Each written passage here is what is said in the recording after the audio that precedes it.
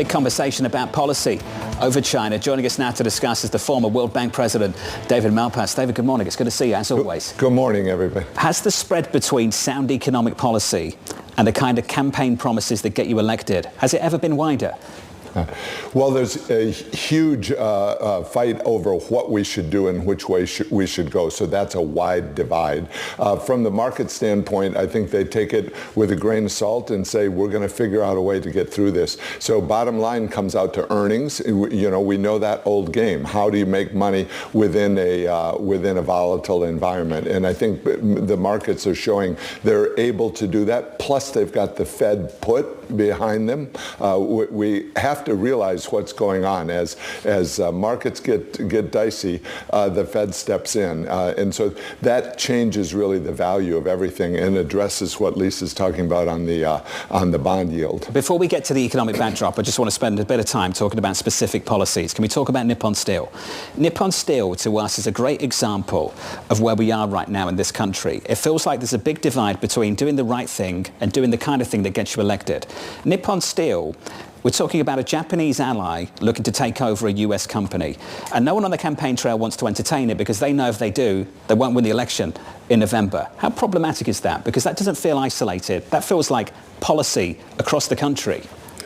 Yeah, and it's a, excuse me, a change in the U.S. direction of inviting foreign investment into the U.S., but it's the Biden administration really pushing that. I've been disappointed in that. They're the ones with the hand on the steering wheel right now and moving away from inviting foreign investment. But let me change gears. There's a giant problem in the world with the playing field not being level. And so this is going to be a fight that goes into future years, and it's both parties trying to figure out where the U.S. wants to be in that fight. So I think there's got to be a lot of work done on what do we want in terms of foreign investment into the U.S. and into certain sectors and industries. But David, when it comes to Nippon Steel, the Biden administration is taking this approach because they were pushed there.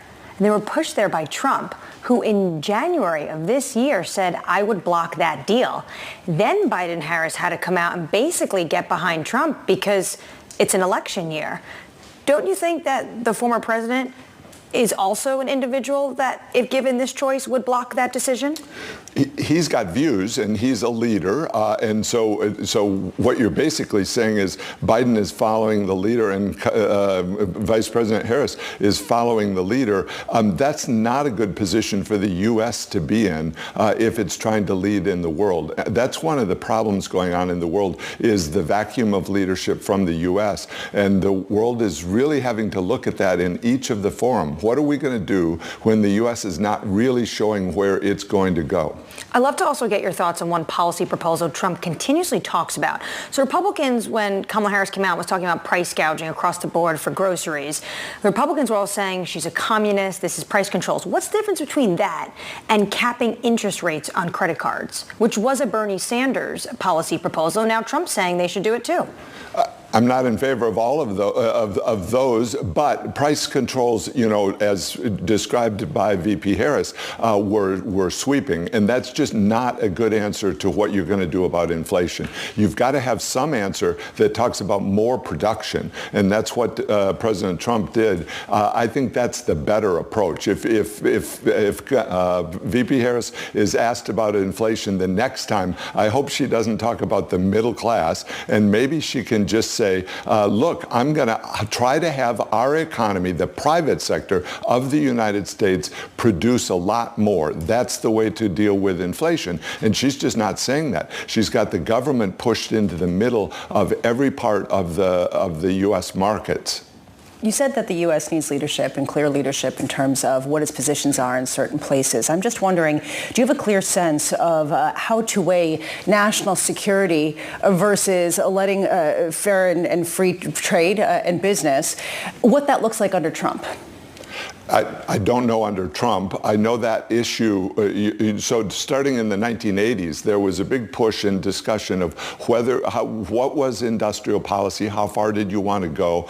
There was the beginnings of CFIUS, the Committee on Foreign Investment in the United States. I was at the Treasury Department at the time and substantially involved in that. And there was lots of discussion of what is our national security, and within the U.S. government, how do we balance the various interests. So the Treasury Department is the chair of the CFIUS, and that keeps a balance between the Commerce Department, which wants to export and wants to tended to, and the Defense Department, which often wanted to block. And so that kind of debate has been with us for a long time. It needs to be really worked out among leaders within the U.S. As the decisions come down. In the 1980s, it was Fairchild Semiconductor. It was France's investment in the U.S. and Japan's investment in the U.S. that were really causing political tensions in the U.S. So it's not such a new thing now. It's just got to be discussed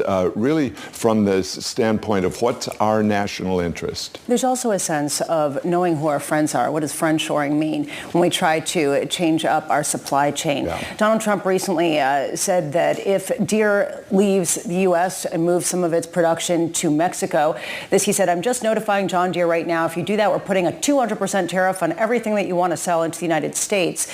Do you have a clear sense of who our friends are under Donald Trump versus under Kamala Harris? Well, we know that to Trump, it's going to be American workers, and he's going to use more tools and tools more strongly stated than what the Biden-Harris administration has been doing. So that's the big challenge of how do you really enter a world negotiation where the trading system is broken, the foreign investment system is really broken in part because China is not following the rules and is, the intellectual property problem is still with us, and so we see in each of these areas there's got to be a balancing. I'm back to the same thing of what's the national interest and how do we do the best job for workers in the U.S. But what Lisa's talking about is Mexico. So is Trump basically trying to ditch the USMCA that he negotiated under his first term? No. What he negotiated was a very strong agreement. It's not being fully implemented, and Mexico has walked away from some of the principles of that. So as you look at it, these are living, breathing documents. You get the best negotiation you can. That was 2018, and then you try to get Mexico to stay on course. But think how much has changed in Mexico in these last 6 years of a government that really was anti-business, was the first act of AMLO, the current or just departed Mexican president, Lopez Obrador, was to stop the airport that was being constructed. They needed that airport because of the expansion going on in Mexico. But he said, I don't like those contracts, and just ended it. So we've got a partner to the south within the USMCA that's got major problems. So there has to be real discussion in the U.S. of how do we interact with Mexico when they've been leaning toward China. It's a big to-do list. David Malpass, we've got a lot to talk about. Hopefully we talk before the election once again in the next month or so. Thank you, sir. Good to see everybody. Good to see you, sir. David Malpass there, the former World Bank president.